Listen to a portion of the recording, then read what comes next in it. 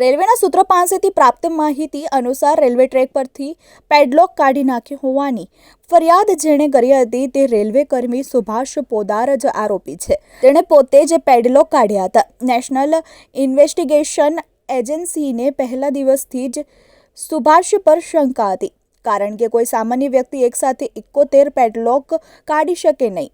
Padlock કાઢવામાં આવ્યા તે પહેલાં ટ્રેક પરથી 3 ટ્રેન પસાર થઈ હતી.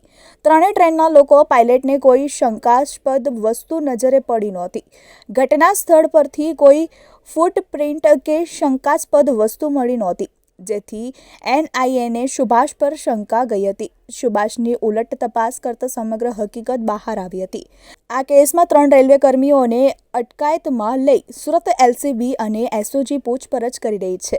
હજારો લોકોનો જીવ જોખમમાં મુકાય એવું કામ રેલવે કર્મચારીઓએ કેમ કર્યું તે મોટો પ્રશ્ન છે. તપાસ એજન્સીઓ પણ આ સવાલનો જવાબ શોધી રહી છે. પ્રાથમિક તબક્કે એવી વિગતો બહાર આવી છે કે પ્રમોશન મેળવવા, મીડિયામાં ચમકવા અને રજા મળે તે માટે રેલવે કર્મીઓએ આ કૃત્ય કર્યું છે.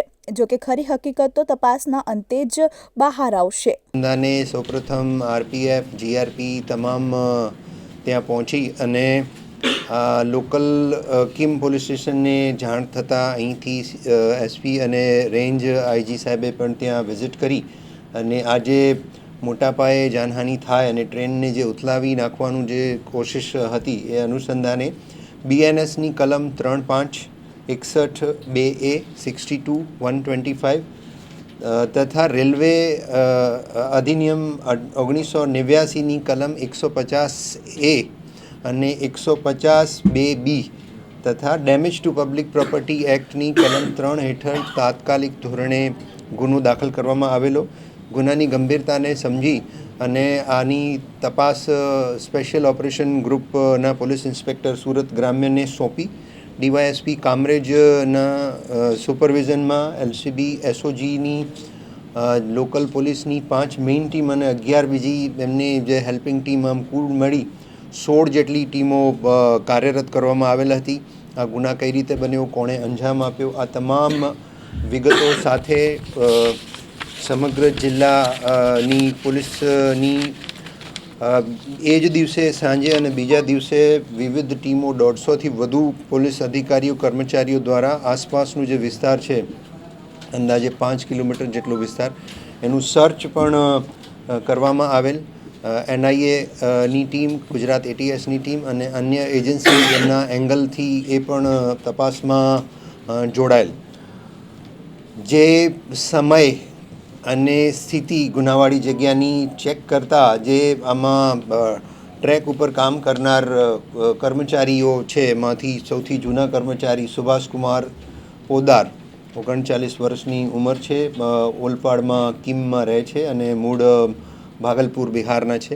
એમની સાથે મનીષકુમાર સૂર્યદેવ મિસ્ત્રી જે પણ કિમમાં રહે છે અને પટના બિહારથી છે, તથા શુભમ જયસ્વાલ 26 વર્ષીય યુવક ઓલપાડ કિમમાં રહે છે અને મૂળ ચંદોલી ઉત્તર પ્રદેશના રહેવાસી છે. એ એમના આ ત્રણેય ટ્રેક પર કામ કરનાર કર્મચારીઓનું આ વિસ્તાર એમની એરિયા ઓફ ઓપરેશન ડ્યુટીમાં આવે છે, ટ્રેકને મેન્ટેનન્સ અંગેનું.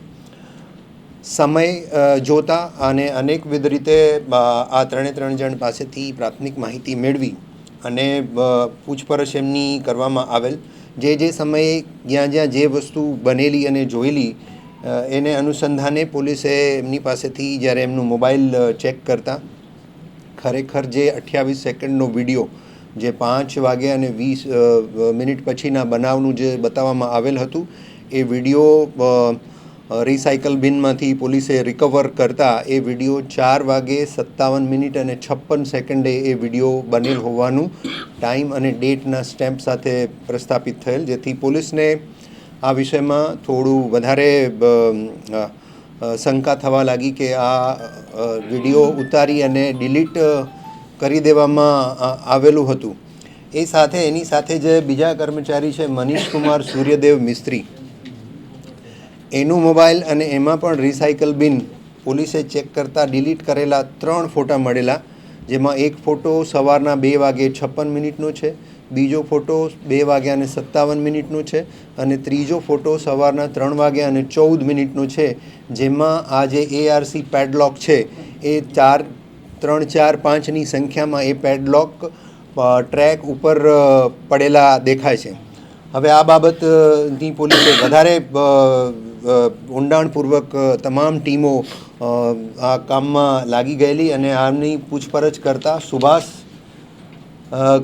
ના કહેવાથી અને સુભાષની સાથે મળી અને મનીષ અને શુભમે આ પેડલોક પણ કાઢેલા અને ફિશ પ્લેટ પણ કાઢી અને ટ્રેક પર મૂકી હતી. ખરેખર જે પ્રમાણે એમની મૂવમેન્ટની તમામ ટેકનિકલ માહિતી રેલવે વિભાગ પાસેથી માંગી અને આવી ગઈ છે, એનું એનાલિસિસ ચાલે છે.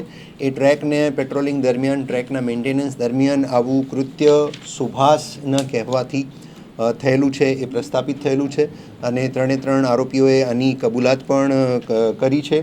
તથા પોલીસ ઈરાદો આમાં જાણવો ખૂબ જ અગત્યનો હતો. પોલીસે ગહન પૂછપરછ કરતાં પ્રસિદ્ધિ માટે, ઇનામ મળે એના માટે આ કૃત્ય કરેલું છે અને જે મોન્સૂનની પેટ્રોલિંગ છે એ હવે મોન્સૂન પૂરું થતાં બંધ થાય છે.